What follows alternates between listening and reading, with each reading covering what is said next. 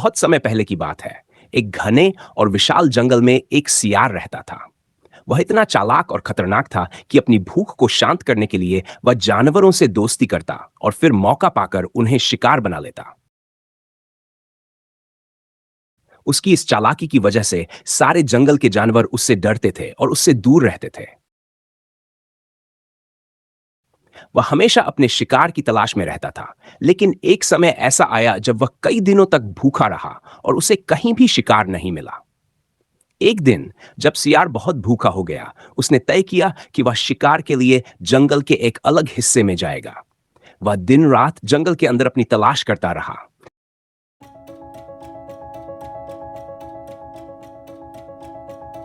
एक दिन उसकी नजर एक तंदुरुस्त मुर्गे पर पड़ी जो एक ऊंचे पेड़ पर बैठा था। सियार ने सोचा, अगर यह मुर्गा मेरे हाथ लग गया तो मेरी भूख आसानी से शांत हो जाएगी। सियार ने मुर्गे के पास जाने का फैसला किया और धीरे धीरे पेड़ के पास पहुंच गया। वह बड़े चालाकी से मुर्गे के पास गया और कहा, प्रिय मुर्गे, क्या तुमने सुना? जंगल में अब एक नई खुशखबरी आई है।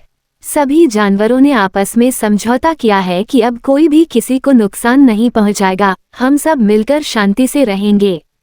मैं तुम्हारे पास आई हूं ताकि तुम भी इस खुशखबरी का हिस्सा बनो। मुर्गा बहुत होशियार था। उसने सियार की बातों को सुना और समझ लिया कि वह उसे धोखा देने की कोशिश कर रहा है।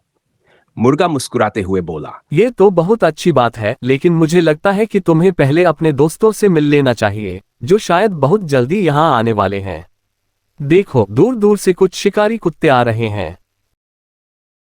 सियार ने जैसे ही शिकारी कुत्तों का नाम सुना, वह घबराकर कांपने लगा। उसे डर लगा कि यदि वह थोड़ी देर और वहीं रुका तो कुत्ते उसे पकड़ लेंगे। वह इस समय मुर्गे को अपना शिकार न बनाकर अपनी जान बचाना चाहता था। इसलिए उसने तुरंत वहां से भागने का फैसला किया और कहा, तुम ठीक कहते हो मुर्गे भाई। मुझे लगता है कि मैं बहुत देर से यहाँ हूँ। मुझे अपनी जान की चिंता है। मैं जाती हूँ, लेकिन फिर कभी मिलूंगी। सियार वहां से भागते हुए जंगल के दूसरे हिस्से में चला गया। मुर्गा चुपचाप उसे जाता हुआ देखता रहा। हालांकि मुर्गा जानता था कि सियार भागने का बहाना बना रहा था, लेकिन उसने सियार का पीछा नहीं किया। अब मुर्गा आराम से पेड़ पर वापस बैठ गया और सोचने लगा कि वह सियार की चालाकी से बच गया है।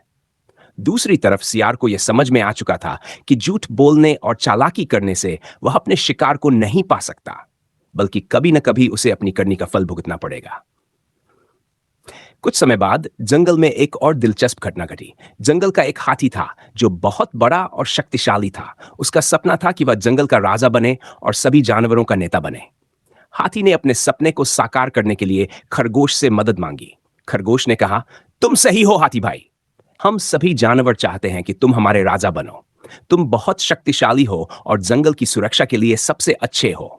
मैं तुम्हें लेकर जंगल के बीचों बीच राज्याभिषेक समारोह में ले जाऊंगा।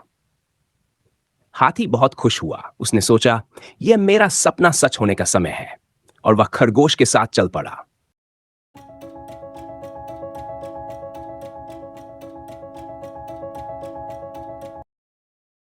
रास्ते में कई जानवरों ने उनकी तरफ देखा और सभी को लगा कि आज जंगल का नया राजा आ रहा है। लेकिन रास्ते में एक दलदल आ गया। हाथी का वजन ज्यादा था और वह दलदल में फंस गया। हाथी ने पूरी कोशिश की, लेकिन वह बाहर नहीं निकल पा रहा था। खरगोश ने देखा कि हाथी परेशान हो रहा था और उसकी मुस्कान गायब हो गई। खरगोश ने कहा, तुमने कभी छोटे जानवरों के साथ अच्छा व्यवहार नहीं किया। तुमने हमारे साथ कभी कोई भलाई नहीं की, हमेशा हमें नुकसान ही पहुंचाया। अब तुम्हें इसका परिणाम भुगतना होगा। हाथी ने कहा, क्या तुम मेरी मदद नहीं कर सकते? लेकिन खरगोश ने कहा, तुमने कभी हमारे जैसे छोटे जानवरों के साथ अच्छा व्यवहार नहीं किया। तुमने हमेशा उन्हें नुकसान पहुंचाया और अब तुम्हें इसका परिणाम भुगतना पड़ रहा है। तुम कभी जंगल का राजा नहीं बन सकोगे। यह कहकर खरगोश वहां से चला गया। हाथी वहीं दलदल में फंसा रह गया और कभी बाहर नहीं निकला।